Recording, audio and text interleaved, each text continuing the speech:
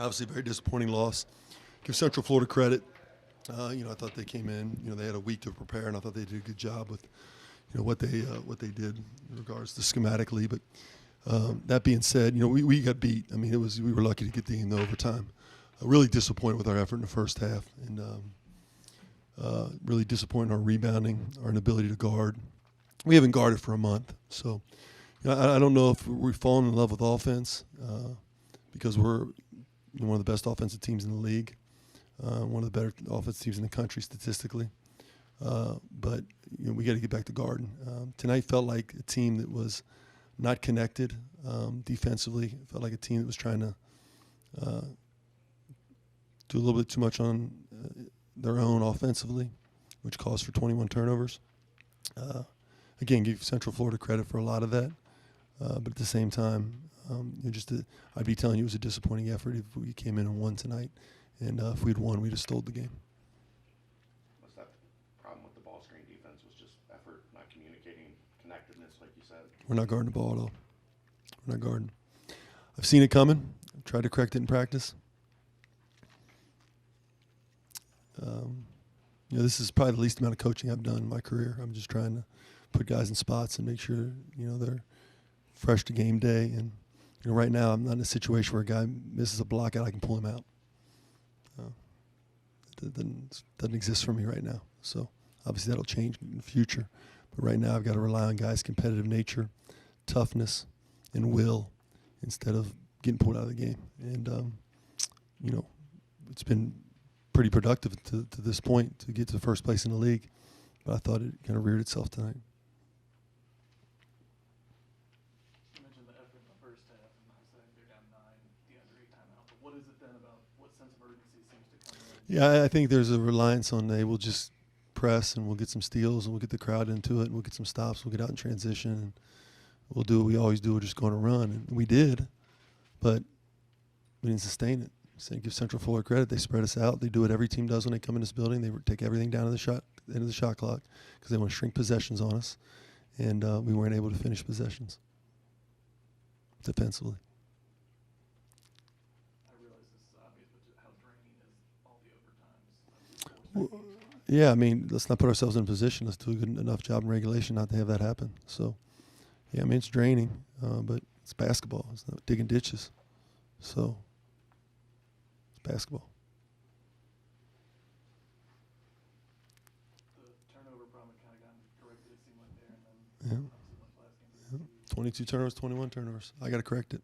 It's on me to be able to correct all these things. And does that have any connection to the guarding on the opposite end, or is it just guys, again, their zone demand affected us. I didn't have a good enough answer for that for our guys. And then the other piece was, when we catch the ball in transition, we just put our head down and just hope something happens good.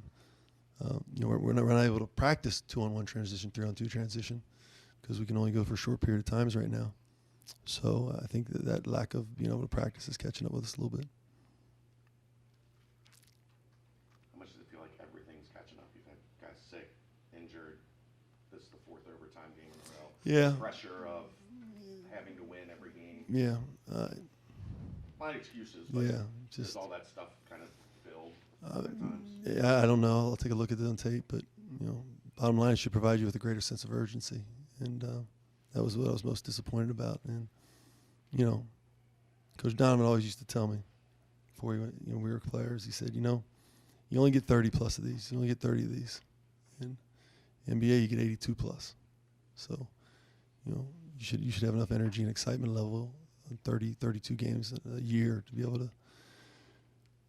to get done what you need to get done. And for some reason, I couldn't get through to them to be able to do that. And for me, that's the most frustrating part because I just didn't feel like I could get through to them, which I felt like that in several spots this season, and which is why I've had to change some things and be more manager than coach.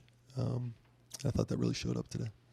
As a former player, is it frustrating to see a guy go out and get 22 and 21 and not be able to enjoy it because he didn't get a win? I mean, his energy was great. Wish I could have put his energy in everybody else. What explanation was given on the Micah? Said it was a common foul. I mean, I don't get to see the video. they don't let us watch the video, and it says we're out there live. And if I didn't see it, I'll be able to argue it to know, what happened. So they just said it was a common foul. Chris, Coach talked about he was kind of disappointed with the effort and rebounding in the first half. Obviously, you guys have played 3 straight overtime games coming into it. Was that a factor, or what was the problem in the first half?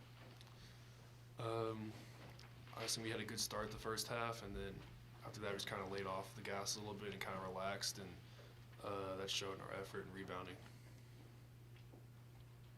How difficult is it to continuously be playing behind in each of these games and having to mount these late comebacks? It's definitely stressful, and probably stressful on our bodies too. And guys are getting worn down, but that is something that we need to take care of and be locked in for 40 minutes and try to win regulation instead of playing to the level of competition and keep on playing close games. What is it about this team that seems to be able to find that way to make that run? You get down 9 points and you're able to come back. Why that inconsistency, but still being able to make those comebacks? I'd say it's because we have veteran guys and guys that have won a lot in the past. So we find ourselves in these situations and we usually know how to dig ourselves out of the hole, but at the same time, we kind of relied on it, and it's kind of the reason we're starting to fall behind a little bit. Chris, did you guys think you looked ahead to Wichita State on Sunday, maybe, possibly? I personally didn't. I can't speak for everybody else, but I mean, you just try to take it one game at a time. Coach mentioned the ball screen defense just being a problem. What were they doing something that was giving you guys trouble, or what was the issue there? I don't know. They were just sort of getting downhill, and we just couldn't really stop it. We just had a poor defensive night. What do you guys need to do to get over this? It's late in the schedule. We've only got a couple more regular season games, and everybody's talking about the tournament and the regular season standings. What do you need to do to make this positive moving forward the next couple of days to get ready for Wichita? I'd say we definitely, one of the areas of our focus for us has been marrying our offense and defense. So we've had games where we have great offensive numbers and games we have great defensive numbers, but we never really put them both together in the same game. So moving forward, that's been kind of a focus of ours. But tonight we obviously didn't do that. Awesome. Thanks, everyone. Thanks, Chris.